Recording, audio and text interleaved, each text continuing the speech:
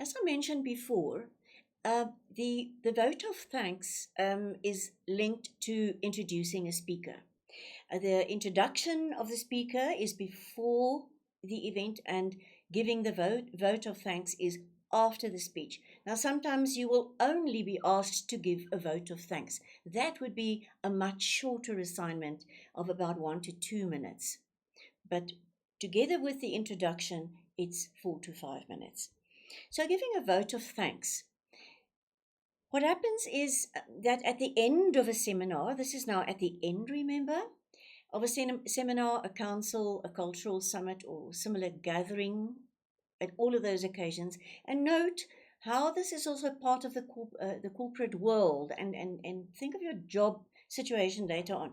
You're going to be asked to offer a vote of thanks sometimes. So listen carefully what you should and shouldn't do.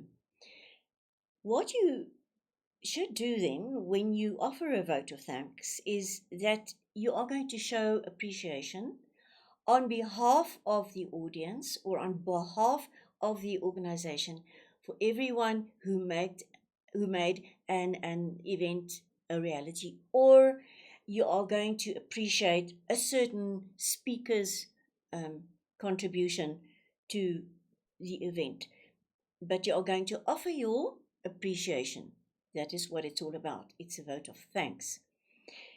You are going to start with a very strong opening statement, and you are going to thank your audience quickly and engagingly. In other words, if they were part of it, if it's not a single speaker, if it's a whole group of people that did a job together and did a wonderful job, you are going to thank them very quickly, and then you're going to conclude. Remember, it's 1 to 2 minutes. It's very short. So now let us have a look at, for instance, offering a vote of thanks to a speaker. How should you go about putting your notes together? Because you know what? You cannot prepare the speech in advance. You cannot.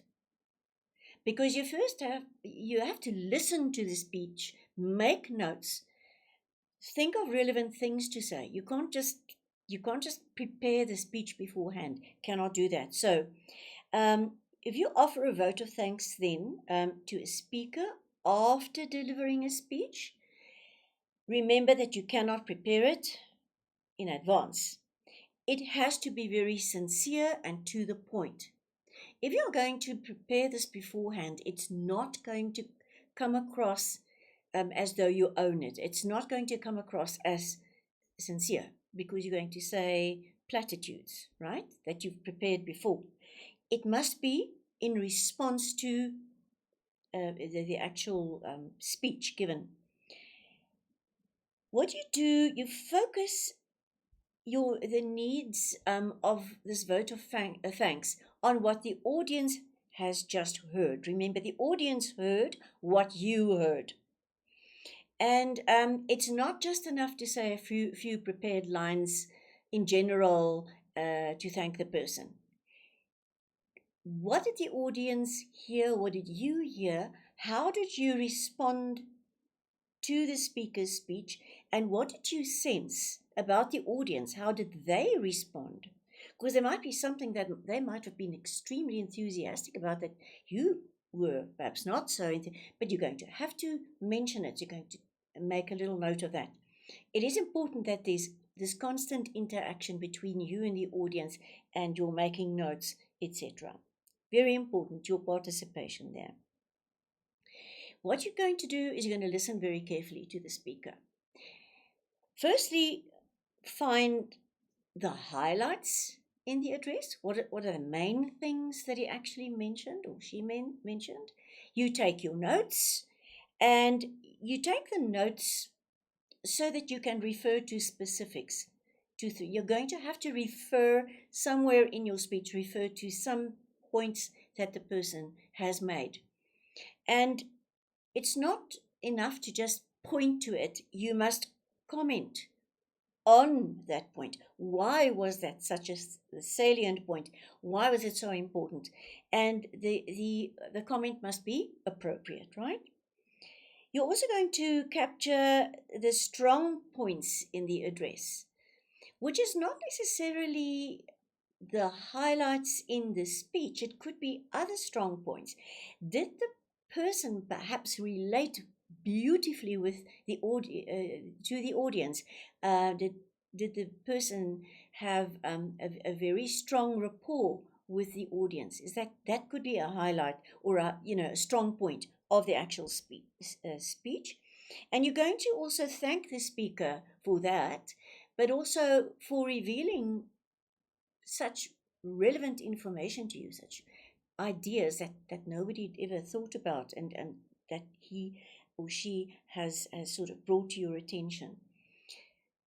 And as I said before, you must be very aware. You must stay constantly aware of how the audience is receiving the information and is receiving the speaker as such. Because you are eventually not going to thank the person with love from me to you. It is the audience response. It's you are going to speak on behalf of everyone who listened to this wonderful speech that the person made.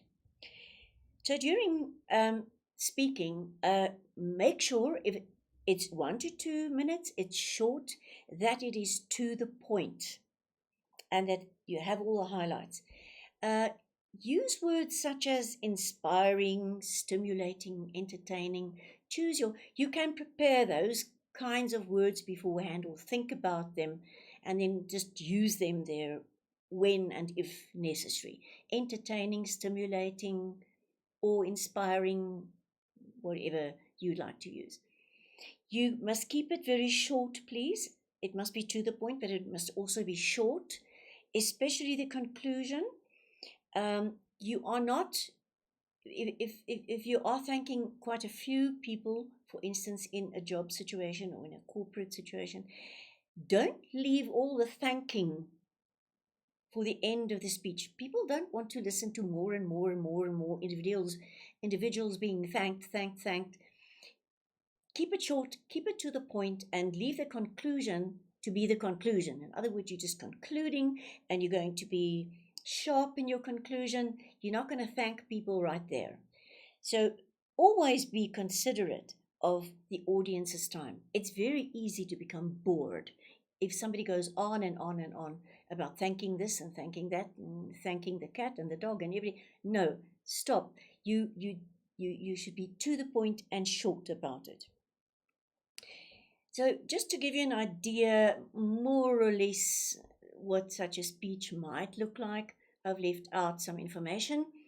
You are going to, when you say thank you, obviously you are thanking a person who addressed a certain audience. So the person has a name. Pronounce the name properly.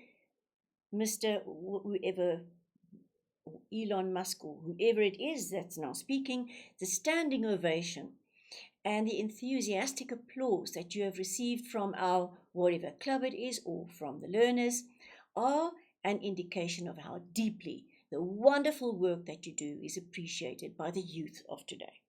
Something like that. Your information was mind-blowing, and your practical involvement with whatever charities or whatever the person is involved with is awe-inspiring. Can you see how you're using some words there? Adjectives.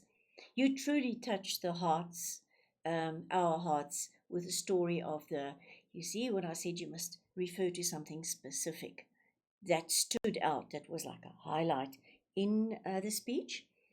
And then you could introduce other sentences with things like the way you spoke to the learners, the way you, or whatever the person is doing. Many of us have had a similar experience, and so on. You have inspired us to follow that dream.